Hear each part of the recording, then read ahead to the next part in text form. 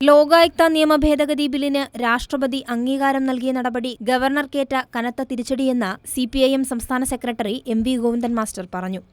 Government വ്യക്തമായ ധാരണയോടെയാണ് ലോകായുക്ത വിഷയം കൈകാര്യം ചെയ്തത്. ഗവർണർക്ക് നിർദ്ദേശങ്ങൾ നൽകിപ്പോരുന്ന ബിജെപിക്കും പ്രതിപക്ഷത്തിനുമേറ്റ തിരിച്ചടിയാണിതെന്നും ഗോവിന്ദൻ മാസ്റ്റർ വിമർശിച്ചു. ഗവർണറെ സംബന്ധിച്ചിടത്തോളം ഇതൊരു വലിയ തിരിച്ചടിയാണ്. നിയമരംഗത്തൊരു വലിയ കാൽവെപ്പാണ് നമ്മുടെ ഇന്ത്യ യൂണിയൻ പ്രസിഡന്റ് തന്നെ എടുത്ത ഒരു സമീപനം.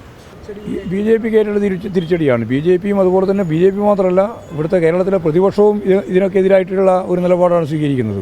അവരെ മുറിച്ചടിസ്ഥാനപ്പെടുത്തിയിട്ടില്ല, ഗവൺമെന്റിനെതിരായിട്ടുള്ള നിലപാടാണ്. ഗവർണറുടേത് ജനാധിപത്യ വിരുദ്ധ നടപടിയെന്ന് തെളിഞ്ഞെന്ന് LDF കൺവീനർ E.P. ജയരാജനും പ്രതികരിച്ചു. ഈ ജനാധിപത്യ വിരുദ്ധ നിലപാടിനൊപ്പമായിരുന്നു UDFും ബി.ജെ.പിയും എന്ന് E.P. കൂട്ടിച്ചേർത്തു.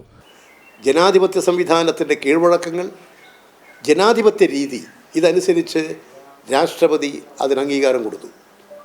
ഇതോടുകൂടി ഗവർണർ കാണിച്ചിരിക്കുന്ന തികച്ചും ജനാധിപത്യ വിരുദ്ധமான നടപടിയാണ് എന്ന് വ്യക്തമാക്കപ്പെട്ടു.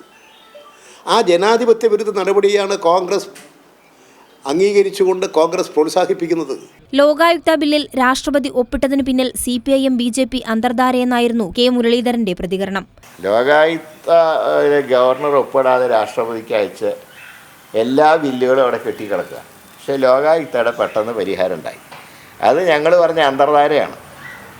കേന്ദ്ര സർക്കാരാണ് രാഷ്ട്രപതിയുടെ ശുപാർശ, എന്നല്ലാതെ രാഷ്ട്രപതി സ്വന്തം ഇഷ്ടത്തിന് എടുക്കുകയല്ല. രാഷ്ട്രപതിയുടെ തീരുമാനം ദൗർഭാഗ്യകരമെന്നായിരുന്നു രമേശ് ചെന്നിത്തല പ്രതികരിച്ചത്. അഴിമതി നിരോധനത്തെ കശാപ്പു ചെയ്യുന്നതാണ് ഭേദഗതിയെന്നും ചെന്നിത്തല കൂട്ടിച്ചേർത്തു.